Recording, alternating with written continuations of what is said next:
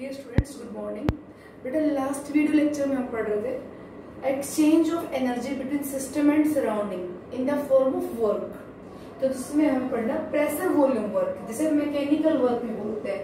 और this mechanical work occurs in gases system. ये pressure volume work का बेटा गैसेस सिस्टम होता है। अपने को पता है इफेक्ट ऑफ प्रेशर टेम्परेचर किसकी वॉल्यूम में पड़ेगा, गैसेस की वॉल्यूम पे। सॉलिड्स और लिक्विड तो ऑलमोस्ट इनकम्प्रेसिबल होते हैं, ठीक।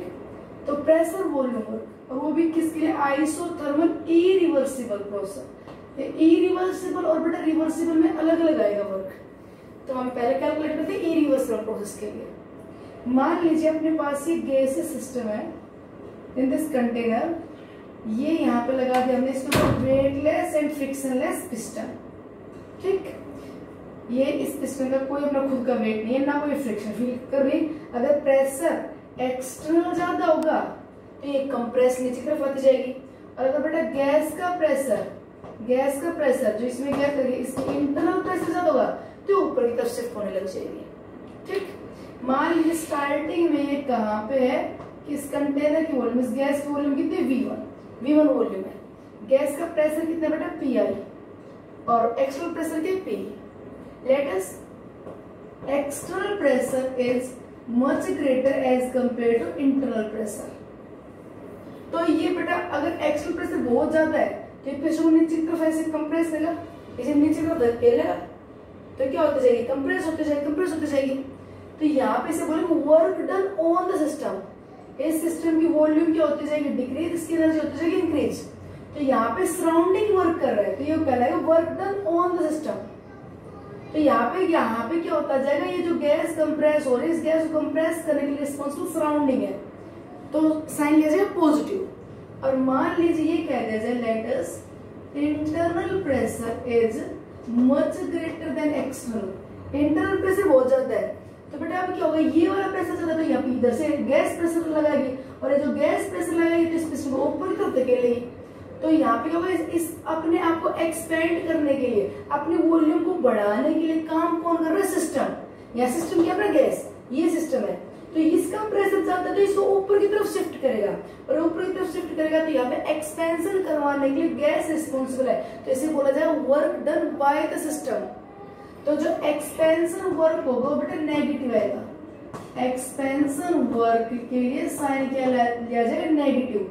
Because during expansion work done by the gas, work done by the system है वो अपने आप को एक्सपेंड कर रहा है, तो अपने वॉल्यूम को बढ़ाने के लिए गैस रिस्पॉन्सिबल, गैस इस पिस्टन को पूरी तरफ धकेल रही है, तो work done by the gas, तो इसकी एनर्जी डिक्रीज होती जाएगी। तो एक्सपेंशन में वर्क क्या होगा, नेगेटिव। जबकि अगर कंप्रेशन वर्क की बात करें बेटा, कंप्रेशन वर्क की बात करें, कंप्रेशन कब होगा, जब ये वाला प्रेशर ज्यादा हो तो एयर मतलब जो सराउंडिंग है वो सराउंडिंग रिस्पॉन्सिबल है इसको नीचे तरफ धकेलने के लिए, तो ये कहलाएगा work done on the system. और ये वर्क क्या आएगा, पॉजिटिव। तो कंप्रेशन वर्क पॉजिटिव होगा बेटा और एक्सपेंशन वर्क नेगेटिव। मैं बता रहा हूं work done by the system negative क्यों लिया जाता है, क्योंकि यहाँ पे सिस्टम खुद काम कर रहा है तो उसकी एनर्जी यूज हो रही है। सिस्टम मतलब गैस की एनर्जी लग रही है अपने आप को एक्सपेंड करने के लिए, ये पिस्टन को पूरी तरफ धकेल रहा तो काम है गैस कर रही है, तो कुछ एनर्जी इसकी यूज हो गई टू एक्सपेंड इटसेल्फ, तो इसकी एनर्जी डिक्रीज हो गई, तो एक्सपेंशन में वर्क क्या होगा, negative. Work done by the system बोला जाएगा इसे। अब बात है इरिवर्सिबल और रिवर्सिबल की। हमने कहा था कि देखो इसमें एक्सपेंशन के लिए रिस्पॉन्सिबल है इंटरनल प्रेशर, तो ये होगा ड्राइविंग फोर्स, और इसे कंप्रेस करने के लिए रिस्पॉन्सिबल है एक्सटर्नल प्रेशर, तो ये होगा अपोजिंग फोर्स। अगर बेटा इन दोनों फोर्स में, अपोजिंग और ड्राइविंग फोर्स में डिफरेंस बहुत ज्यादा है तो प्रोसेस कैसा होगा, इरिवर्सिबल।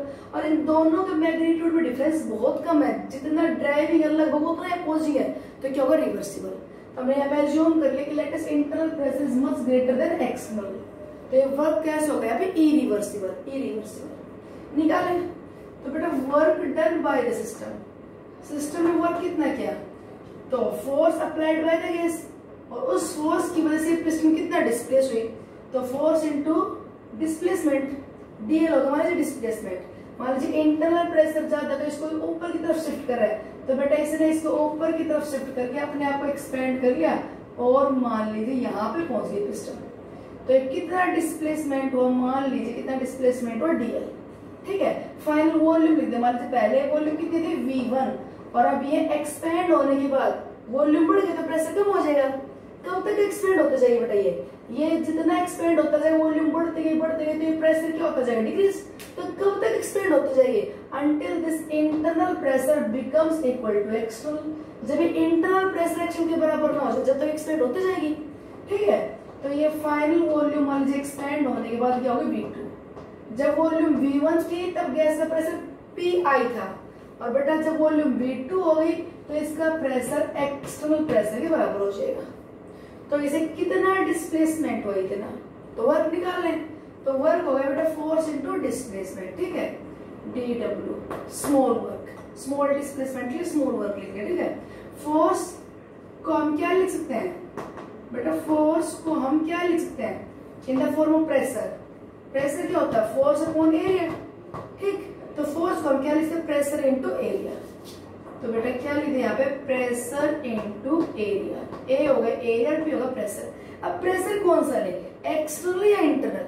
तो बेटा वर्क जब तक होगा जब तक इस गैस का अपना खुद का इंटरनल जो प्रेशर हो कितना ना हो जाए इज इक्वल टू एक्सटर्नल। ये गैस जब तक एक्सपेंड होती चली जाएगी या इसकी वॉल्यूम जब तक बढ़ती चली जाएगी जब तक ये इंटरनल प्रेशर डिक्रीज होके क्या ना हो जाए, एक्सटर्नल के बराबर। तो वॉल्यूम बढ़ती जाएगी प्रेशर कम होता जाएगा, ठीक है। तो बेटा ये कितना वर्क होगा जब तक ये एक्सटर्नल प्रेशर के बराबर ना हो जाए, ये एक्सटर्नल प्रेशर ले लिया, ठीक है। ये जब तक फोर्स लगता रहेगा जब तक ये गैस का प्रेशर बाहर वाले प्रेशर के बराबर ना हो जाए। तो इनटू में dl होगा डिस्प्लेसमेंट, ठीक। अब एरिया इनटू डिस्प्लेसमेंट को हम क्या लिखते हैं, स्मॉल चेंज इन वॉल्यूम। यहाँ बेटा dl हो गया डिस्प्लेसमेंट, ये इसका एरिया हो गया, तो चेंज इन वॉल्यूम ये आ जाएगी चेंज इन वॉल्यूम। तो एरिया इनटू डिस्प्लेसमेंट की जगह लिखते हैं एक्सटर्नल प्रेशर और इनटू बेटा dv। अब बात है कि साइन में प्लस रखूं या माइनस रखूं, तो क्योंकि एक्सपेंशन होने लग रहा है, गैस धकेलने लग रही है ऊपर की तरफ, पिस्टन को ऊपर की तरफ कौन लेके जा रहा है, गैस। तो वर्क कौन कर रहा है, गैस, सिस्टम वर्क कर रहा है, तो उसकी एनर्जी डिक्रीज हो जाएगी। इसे बोलेंगे work done by the system, expansion work gas कर रही है, तो साइन क्या ले जाएगा माइनस। माइनस क्यों ले लिया, बिकॉज देख जाए एक्सपेंशन टेक्स प्लेस, एक्सपेंशन में क्या हो, work done by the gas, gas अपने आप को एक्सपेंड कर रही है, वो अपनी वॉल्यूम को बढ़ा रही है, पिस्टन को ऊपर की तरफ धकेल रही है, तो इसलिए माइनस साइन ले लिया। अब टोटल वर्क निकालना हो तो बेटा इसको इंटीग्रेट कर दीजिए, इंटीग्रेट बोथ साइड, ठीक है। कब तक वो work, until volume change from V1 to V2। तो total work done, external pressure तो कांस्टेंट है, एक्सटर्नल प्रेशर तो एरिया तो फिक्स है, तो जब तक ऊपर की तरफ चलती जाएगी जब तक इंटरनल प्रेशर एक्सटर्नल के बराबर ना हो जाए, तो ये तो कांस्टेंट है, इसको कर दे बाहर एक्सटर्नल प्रेशर को। और बेटा इसको dv का इंटीग्रेशन आ गया v और लिमिट हो गई V1 टू V2, तो V2 माइनस V1 और V2 माइनस V1 क्या होगा, ये एक्सटर्नल प्रेशर और ये होगा V2 माइनस V1 को ले लिया मैंने डेल्टा V। तो work done by the gas आ गया बेटा P डेल्टा V आ गया अपने पास फॉर्मूला, P डेल्टा V ये आ गया work done by the gas. If you want to calculate the irreversible expansion work, बेटा irreversible isothermal irreversible temperature constant है और यहाँ पे irreversible expansion वर्क निकालना है, तो ये आ गया external pressure into change in volume, कि एक्सपेंशन हुआ तो कितनी वॉल्यूम चेंज हुई और एक्सटर्नल प्रेशर कितना था उससे मल्टीप्लाई कर दो, ठीक। नाउ रिवर्स कंप्रेशन, कंप्रेशन के बेटा यही रहेगा, साइन प्लस हो जाएगा। एक गैस जब तक कंप्रेस होती जाएगी in until its internal pressure becomes equal to external. देखो गैस कंप्रेस कब तक होगी, जब तक उसका इंटरनल प्रेशर एक्सटर्नल के बराबर ना हो जाए। मान लीजिए स्टार्टिंग में वॉल्यूम V1, ठीक है, internal pressure PI, external pressure PE, और मान ले बेटा now external pressure is greater than internal, ठीक है। ये एयर का प्रेशर ज्यादा है, सराउंडिंग का प्रेशर ज्यादा है, तो ये प्रेशर ज्यादा है तो इस पिस्टन को नीचे तरफ धकेलेगा। अब वर्क कौन कर रहा है, सराउंडिंग, इस पिस्टन को नीचे तरफ कौन धकेल रहा है, सराउंडिंग, एयर धकेल रही है, तो इसे बोलेंगे work done on the system. क्या बोला जाएगा, work done on the system. तो बेटा जो एक्सटर्नल प्रेशर ज्यादा है तो इसको नीचे तरफ शिफ्ट करेगा, तो मान लीजिए ये पिस्टन बेटा शिफ्ट होकर यहाँ पे आ गई, यहाँ पे आ गई। अब बताओ वॉल्यूम पहले ये थी V1, ये थी वॉल्यूम, और अब ये पिस्टन जब नीचे तरफ शिफ्ट होकर आ गई तो वॉल्यूम कितनी हो गई, अब V2, वॉल्यूम डिक्रीज हो गई। अब बेटा वॉल्यूम डिक्रीज हो गई तो ये PI बढ़ने लग जाएगा,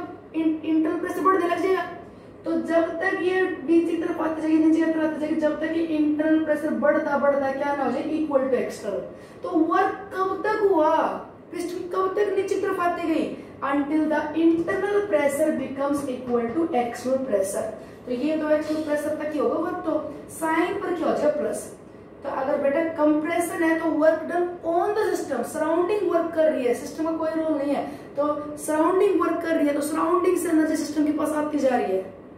तो कंप्रेशन वर्क पॉजिटिव और एक्सपेंशन वर्क नेगेटिव। अच्छा आपको ये कह दिया जाए कि let us A gas expanded in vacuum, now calculate the work। a gas expanded in vacuum, now calculate the work। ये एक गैस है, ये weightless and frictionless piston, internal pressure pi, और हमने इसे कहां पे रख दिया, वैक्यूम में, वैक्यूम। तो बेटा एक्सटर्नल प्रेशर क्या है, जीरो। अब तो वर्क करना ही नहीं पड़ेगा, ये पिस्टन अपने आप ऊपर की तरफ जाते जाएगी, क्योंकि इसे अपोज करने के लिए एयर है ही नहीं। देखो गैस इस पिस्टन को ऊपर की तरफ धकेलना चाहती है, और जो बाहर एयर है वो इस प्रेशर उसको पिस्टन को नीचे तरफ धकेलना चाहती है। तो बेटा इस गैस के वर्क का अपोजिशन कौन करता है, एयर। एयर इसको नीचे तरफ दबाए रखती है।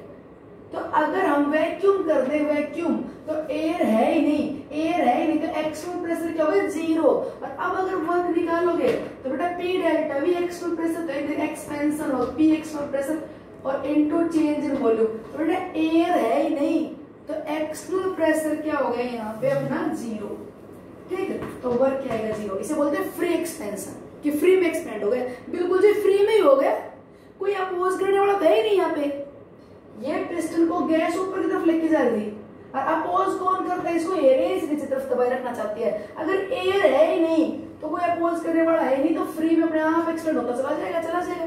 तो गैस कब तक एक्सपेंड होगी बेटा, जब तक ये एक्सपेंड होती चली जाएगी, होती चली जाएगी। कब तक, जब तक इसका प्रेशर क्या ना हो जाए एक्सटर्नल के बराबर। तो इसको बोलते हैं इनफाइनाइटली एक्सपेंड, कि पूरा ये पिस्टन है मान लो उड़ गई है समझो, क्योंकि कब तक, जब तक इसका प्रेशर जीरो ना हो जाए। जीरो मतलब नथिंग, तो यहाँ पर तो बेटा वर्क क्या आएगा, जीरो, ठीक। फ्री एक्सपेंशन बोलते हैं इसे।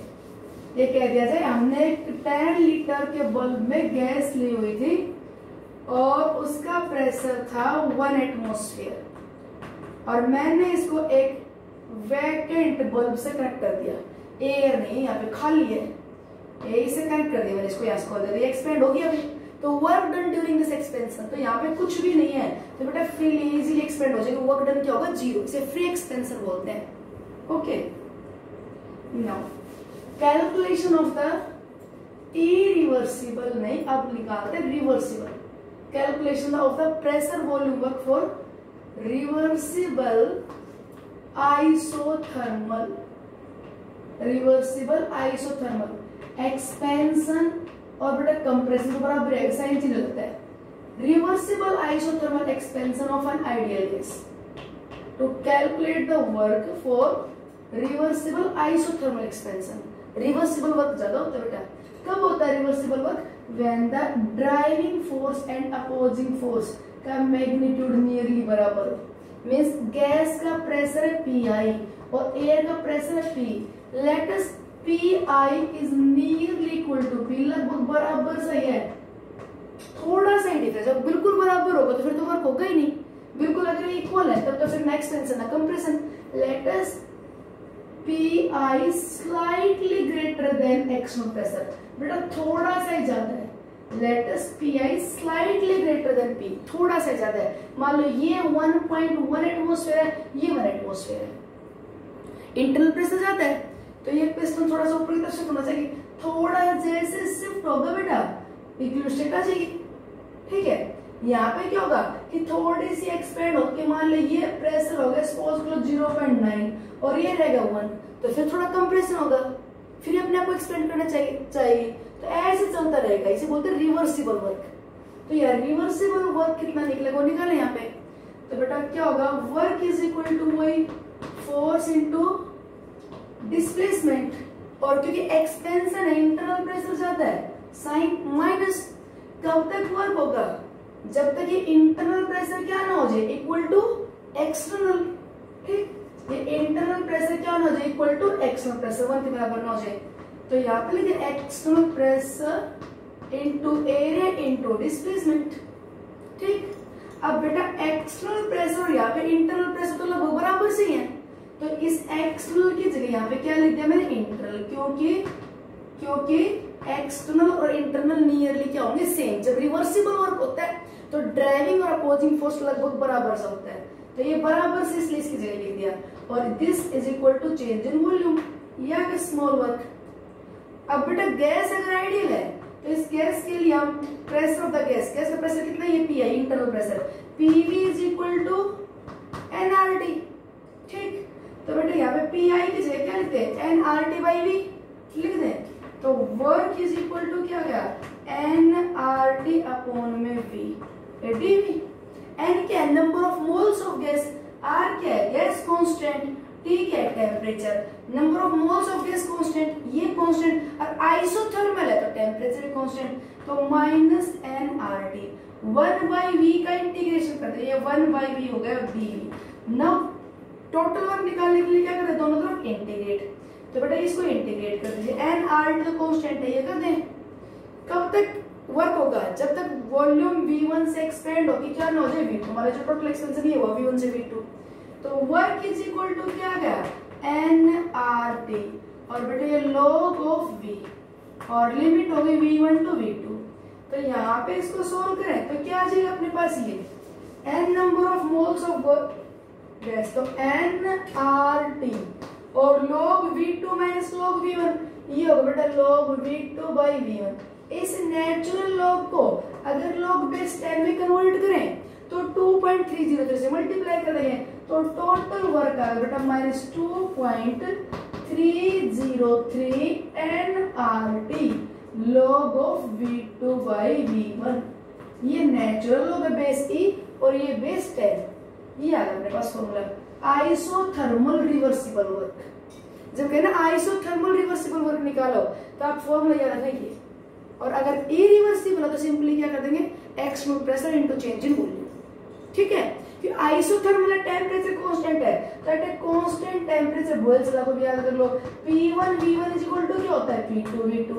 तो बेटा जहां पे V2 बाई V1 है उस V2 बाई V1 की जगह P1 बाई P2 भी लिख सकते हो, तो फॉर्मूला आप ये भी लिख सकते हैं कि minus 2.303 nRT log of P1 by P2, ये लिख सकते हो। ठीक, अगर आपको इनिशियल और फाइनल प्रेशर दे रखा है, ये कहते हैं गैस का इनिशियल प्रेशर 2 एटमॉस्फेयर था और एक्सपेंड होने के बाद 1.8 हो गया। ठीक, या कहते हैं वॉल्यूम शुरू में 10 लीटर थी और एक्सपेंड होने के बाद वॉल्यूम 15 लीटर हो गई, तो वॉल्यूम दे दी जाए या प्रेशर दे दिया जाए, यहाँ से आ जाएगा ई आइसोथर्मल रिवर्सिबल वर्क, वो रिवर्सिबल के। ठीक, अब देखो इसके न्यूमेरिकल्स, बट ये कह दिया जाए find the work done in the given closed loop. एक क्वेश्चन दे दिया, आप इस क्लोज्ड लूप में वर्क निकालिए। क्या क्लोज्ड लूप दे दिया आपको, ये दे दिया प्रेशर वॉल्यूम का, प्रेशर वॉल्यूम, और ये दे दिया बेटा क्लोज्ड लूप, ये इसमें दे दे इसकी डायरेक्शन। ठीक, यहाँ पे प्रेशर है इधर एटमॉस्फेयर में, वॉल्यूम है इधर लीटर में, यहाँ पे बता दें इस जगह पे प्रेशर है मान लीजिए बेटा जी 2 एटमॉस्फेयर, और यहाँ पे प्रेशर मान लीजिए बेटा 8 एटमॉस्फेयर। ये वॉल्यूम है, मान लीजिए वॉल्यूम है तो वॉल्यूम मान लो 5 लीटर, और ये वॉल्यूम है मान लीजिए बेटा 10 लीटर।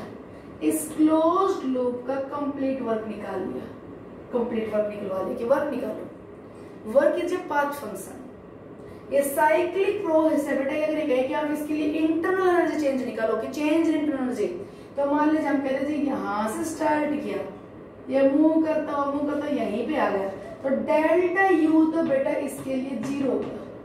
ये कहे आप इस क्लोज्ड लूप के लिए क्या निकालो, चेंज इन एनर्जी, वो तो 0 होगा। ये कहे यहाँ पे हीट एब्सॉर्ब रिलीज है वो निकालो, यहाँ पे वर्क डन है वो निकालिए, ये सब कुछ निकालिए। तो हम इसके लिए प्रेशर वॉल्यूम वर्क निकाले। देखो बेटा अगर मैं पॉइंट दो path A B C D, एक तो मैं आपको शॉर्ट में फॉर्मूला बता दूंगी, पहले तब कंप्लीट देखो। तो ए बी पाथ के लिए work 0, there is no change in volume. Work क्या होता है, प्रेशर वॉल्यूम वर्क क्या होता है, P into change in volume. तो वॉल्यूम तो चेंज हो ही नहीं बेटा, आइसोकोरिक है तो ए बी पाथ आइसोकोरिक, तो वॉल्यूम तो चेंज हो ही नहीं, तो इस पाथ के लिए वर्क 0।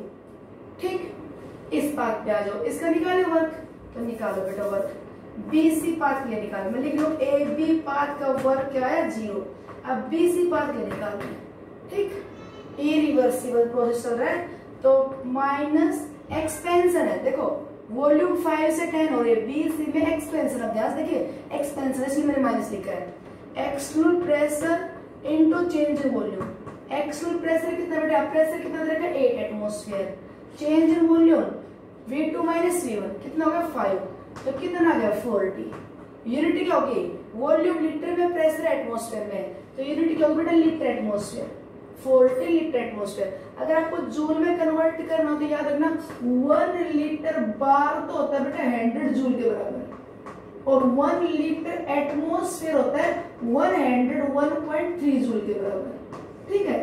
तो ये वर्क ले लिया मैंने लीटर एटमॉस्फेयर में, वॉल्यूम लीटर में, प्रेशर एटमॉस्फेयर में। आगे चलो पाथ CD के लिए वर्क बताओ बेटा।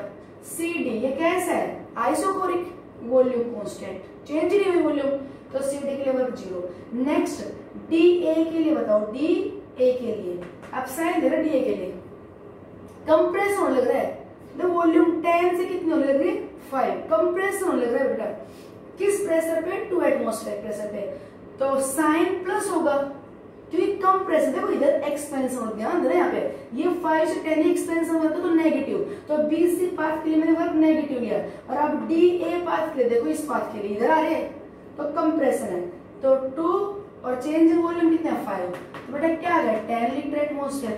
तो total work in this close loop, तो बेटा क्या हो गया AB पाथ के लिए 0, नेक्स्ट पाथ के लिए कितना है 40 लीटर एटमॉस्फेयर, नेक्स्ट के लिए 0, और फिर कितना आ गया बेटा, कितना आ गया यहाँ पे 10। तो इस क्लोज्ड पाथ का टोटल वर्क बेटा कितना आ गया 30 लीटर एटमॉस्फेयर, ये आ गया 30, ये आ गया क्लोज्ड वर्क, टोटल वर्क। अब मेरी बात सुनो, इसके लिए अपने पास सीधा सा फॉर्मूला है कि आपको कभी क्लोज्ड लूप का वर्क निकालना हो ना तो क्या करें, साइन तो देखो, अगर ये लूप बेटा चल रहा है कैसे, अभी कैसे चल रहा है क्लॉकवाइज, अगर ये चल रहा है यहाँ पे ऐसे, सॉरी इधर ये चल रहा है इधर, फिर इस तरफ, फिर इस तरफ, फिर इस तरफ, ये अगर ये चल रहा है क्लॉकवाइज, तो क्लॉकवाइज पाथ के लिए रीजन बताऊंगी अभी आपको, क्लॉकवाइज पाथ के लिए हमेशा बेटा ओवरऑल वर्क नेगेटिव आएगा,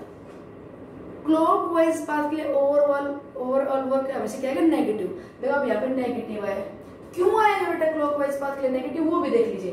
ये प्रेशर होना चाहिए y एक्सिस के लॉन्ग, नेगेटिव कब आएगा, जब आपका लूप क्लॉकवाइज चल रहा हो, पर ये भी कब, जब प्रेशर हो y एक्सिस के लॉन्ग और वॉल्यूम ऑफ x एक्सिस के लॉन्ग। और रटने की जरूरत नहीं, क्लॉकवाइज के लिए नेगेटिव होगा, रटने की जरूरत नहीं। देखो यहाँ पे बेटा इस पाथ के लिए तो 0 है, इसके लिए 0 है, अब ये है ऊपर देखो एक्सपेंशन, इधर देखो अगर क्लॉकवाइज तो ये इधर है, ये एक्सपेंशन तो हो रहा है हाई प्रेशर पे, और बेटा कंप्रेशन हो रहा है लो प्रेशर पे।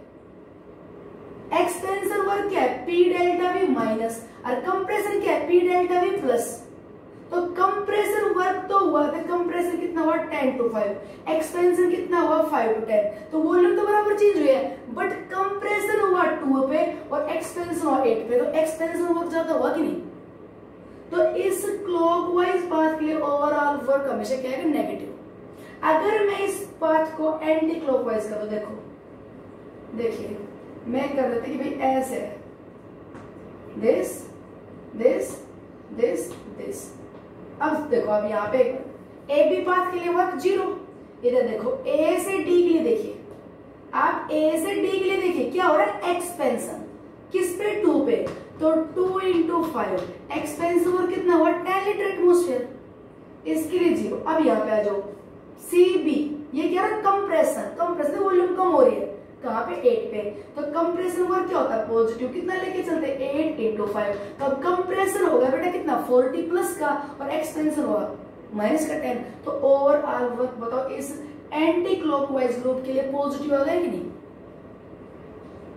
आई बात समझ में।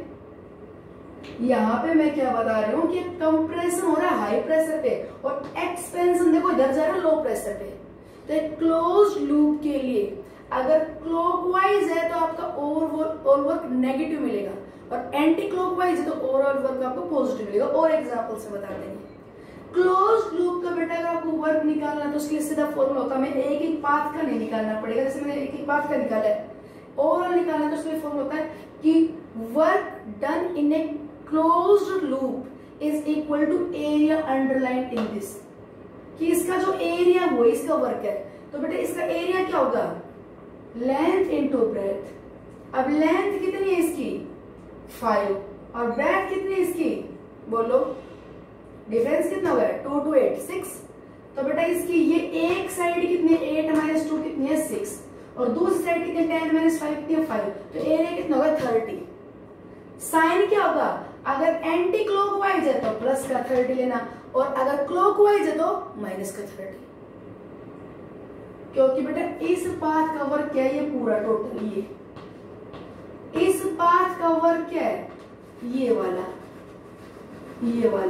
तो अब इसका वर्क क्या हुआ टोटल माइनस दिस, तो मैं कहता हूं इसका एरिया ले लीजिए, वो क्या आ जाएगा इसका वर्क।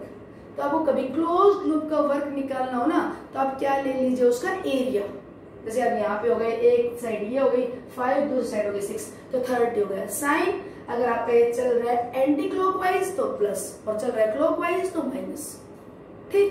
और एग्जांपल से करवा देंगे।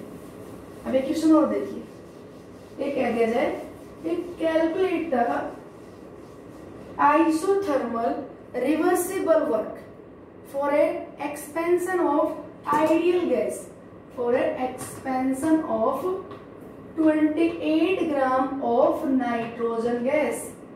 Calculate the isothermal reversible expansion work। बेटा ध्यान रखिए क्या करें, isothermal reversible expansion work निकालो, isothermal reversible expansion work for the 28 gram of nitrogen gas if it expand from 2 liter to 20 liter, if it expand from 2 liter to 20 liter at a temperature of 27 degree Celsius।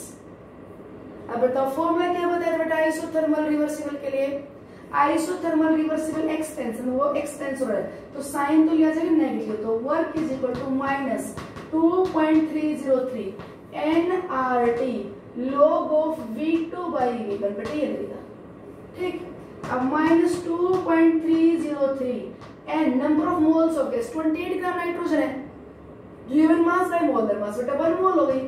R की value work joule में निकालेंगे तो R ले लीजिए 8.314 joule पर kelvin पर मोल, ठीक है। टेम्परेचर केल्विन में तो 27 degree Celsius 300 kelvin, log V2 by V1 बेटा कहां से कहां तक एक्सपेंड हुआ, इनिशियल वॉल्यूम कितनी थी 2 लीटर, फाइनल वॉल्यूम कितनी होगी 20 लीटर, ठीक है।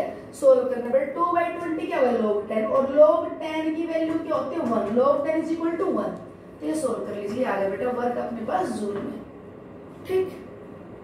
ओके और सुने क्वेश्चन, ये दे दिया जाए कि name the process in the given closed loop, process का नाम पूछ लिया जाए, न्यूमेरिकल्स हम वर्क करेंगे नेक्स्ट लेक्चर में। आप ये कह रहे थे नेम द प्रोसेस, प्रोसेस का नाम बताओ, ये दे रखा आपको बेटा प्रेशर वॉल्यूम,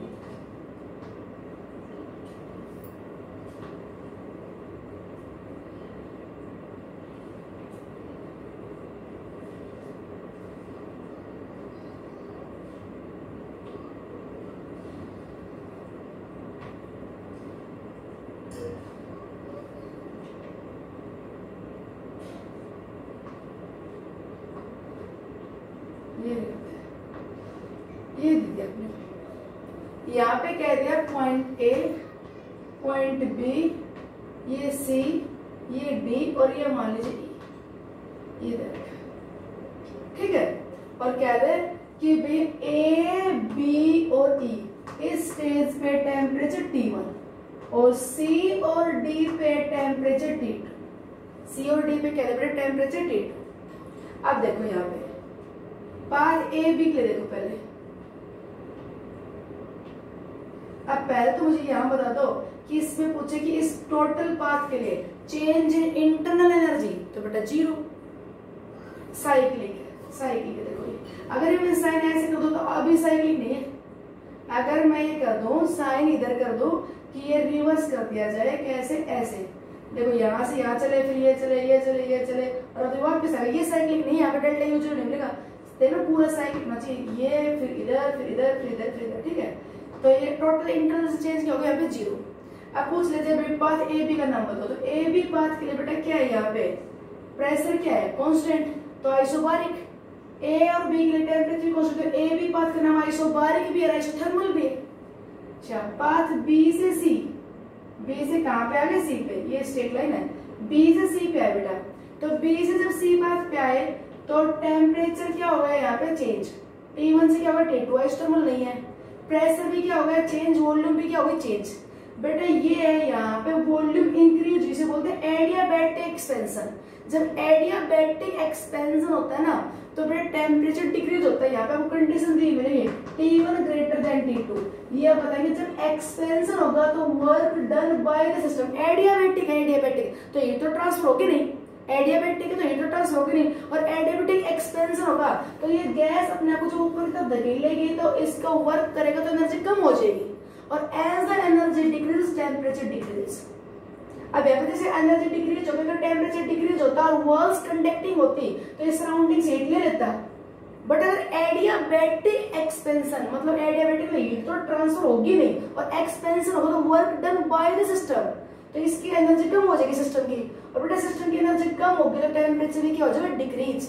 अगर वॉल कंडक्टिंग होती तो सराउंडिंग से हीट ले लेता, बैलेंस कर लेता टेम्परेचर को, पर एडियाबैटिक है तो अब यहाँ पे टेम्परेचर क्या हो जाएगा डिक्रीज। तो ड्यूरिंग एडियाबैटिक एक्सपेंशन हमेशा टेम्परेचर डिक्रीज होगा क्योंकि एक्सपेंशन में वर्क करेगा एनर्जी कम हो जाएगी, और एडियाबैटिक कंप्रेशन में हमेशा बेटा टेम्परेचर इंक्रीज होगा, ठीक है।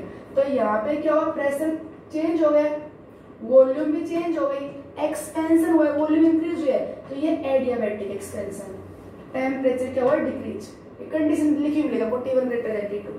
फिर बेटा सी डी पे आ जाओ। सी डी के लिए पाथ सी और डी दोनों के लिए टेम्परेचर क्या है सेम, तो ये आइसोथर्मल है, और वॉल्यूम भी क्या है सेम, तो बेटा ये आइसोकोरिक भी, आइसोकोरिक भी आइसोथर्मल। इधर आ जाओ, ये टेम्परेचर डी से ई, T2 से T1, T1 टेम्परेचर हाई है तो ये क्या होगा एडियाबैटिक कंप्रेशन, ये होगा वॉल्यूम क्या होगा यहाँ पे डिक्रीज, तो ये एडियाबैटिक कंप्रेशन।